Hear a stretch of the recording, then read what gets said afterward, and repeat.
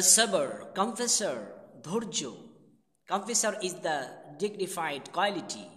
এই ধৈর্য হচ্ছে মহৎ গুণ। এই মহৎ গুণ যে সে মানুষ অর্জন করতে পারে না।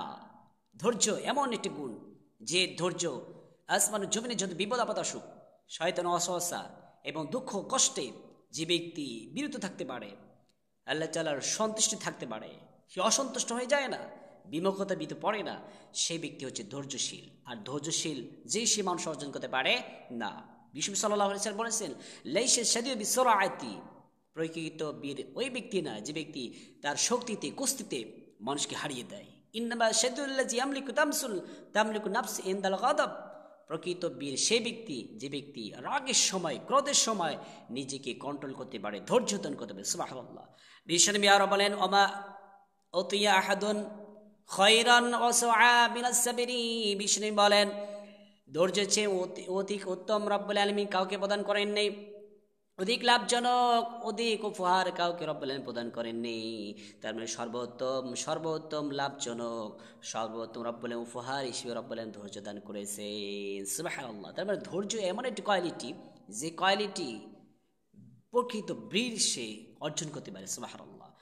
আর এই যারা ধৈর্য দান করতে পারে রব্বুল আলামিন তাদেরকে পুরস্কৃত করবেন। রব্বুল আলামিন বলেন, ইয়া আইয়ুহাল্লাযীনা আমানু ইসতাঈনু বিস-সাবরি ওয়াস-সালাহ ইন্নাল্লাহা মা'আস-সাবিরিন। ঈমানদার বান্দারা শোনো শোনো, তোমরা ধৈর্য ধারণ করো, ধৈর্যের সাথে সালাতে আমার কাছে কামনা করো, প্রার্থনা করো। আর যারা প্রার্থনা করবে রব্বুল আলামিন তাদের সাথে রব্বুল আলামিন রয়েছেন। সুবহানাল্লাহ। যদি রব্বুল আলামিন যদি আমার সাথে আপনার সাথে থাকেন, তার রহমত, তার ভালোবাসা, তার সাহায্য যদি থাকে, তাহলে দুনিয়া কোনো অবশ্যই আমাকে ক্ষতি করতে পারে না।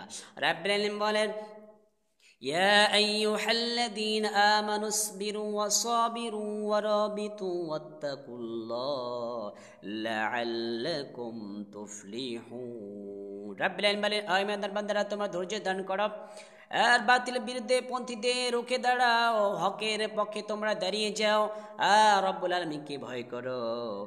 লাআল্লাকুম তুফলিহুন, so that you may be successful, যাতে তোমরা সফলতা অর্জন করতে পারো। সুবহানাল্লাহ। আর যারা ধৈর্য দান করবে তাদের জন্য রব্বুল আলামিন তারা কখনো ক্ষতিগ্রস্ত হবে না। রব্বুল আলামিন বলেন, ওয়াল আসর ইন্নাল ইনসানা লাফি খুসর ইল্লাল্লাযীনা আমানু ওয়া আমিলুস সলিহাতি ওয়া তাওয়াসাউ বিল হাক্কি ওয়া তাওয়াসাউ বিস সাবর। রব্বুল আলামিন বলেন, সেই সময়ের কসম, নিশ্চয়ই মানুষ ক্ষতিগ্রস্ত, তবে তারা নয় যারা ঈমান এনেছে, আমিনা সলিহা নেক কাজ করে আর সত্য পথে থাকে, হকের পথে থাকে আর ধৈর্য ধারণ করে, ওই ব্যক্তিরা কখনো ক্ষতিগ্রস্ত হবে না।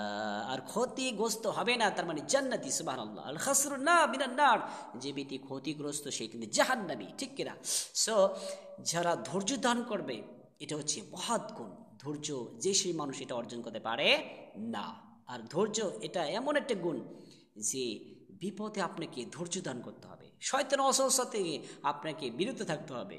আর এই দুনিয়ার লোভ লালসা মরিচিকা এই ধোঁকা থেকে যে সে মানুষ বাঁচতে পারে না। মানুষ নিজের স্বার্থের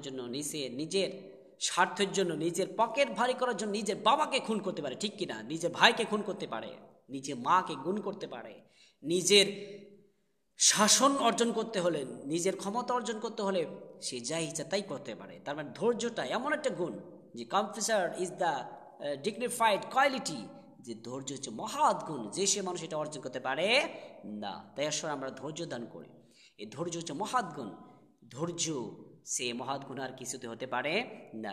ধৈর্য ধারণ করার শক্তি দাও গো মেহেরবান আমায়, দাও গো মেহেরবান, ধৈর্য ধারণ করার শক্তি দাও গো মেহেরবান আমায়, দাও গো মেহেরবান। রব্বুল আলামিন প্রত্যেককেই ধৈর্য ধারণ করার তৌফিক দান করুন। আমিন।